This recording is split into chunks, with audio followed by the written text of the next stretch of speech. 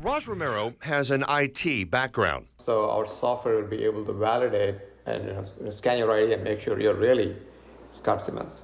He is working at home after making a run in the food order and delivery industry.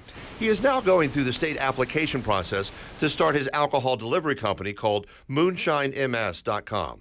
Also, by doing liquor deliveries, we will be serving customers who should not otherwise be driving, especially on Friday nights and Saturday nights. July 1st, the new state law went into effect, allowing people to call a business like Romero's or a liquor store and have their order delivered right to their front door. Department of Revenue, I think, is still in the process of launching the application process. Connor Reeves works with the liquor industry, who says it will generate a lot of interest, jobs, and revenue because people have learned to order groceries from grocery stores.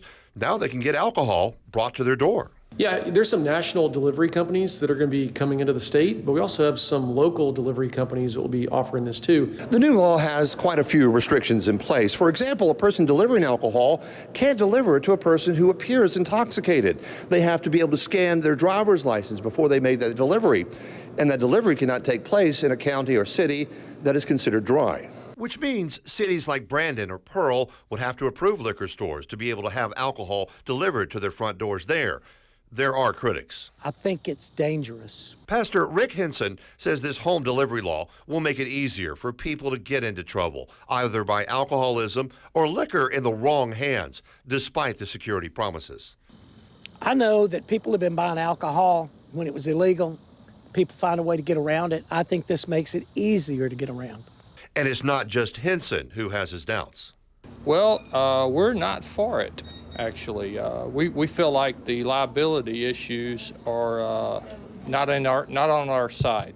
Nick Lord manages Wine and Spirits in the Quarter, a big liquor store that has no intention of delivering outside the doors. And when they're in our store, we get to determine that. But once that bottle leaves here, the liabilities are no longer on us, okay?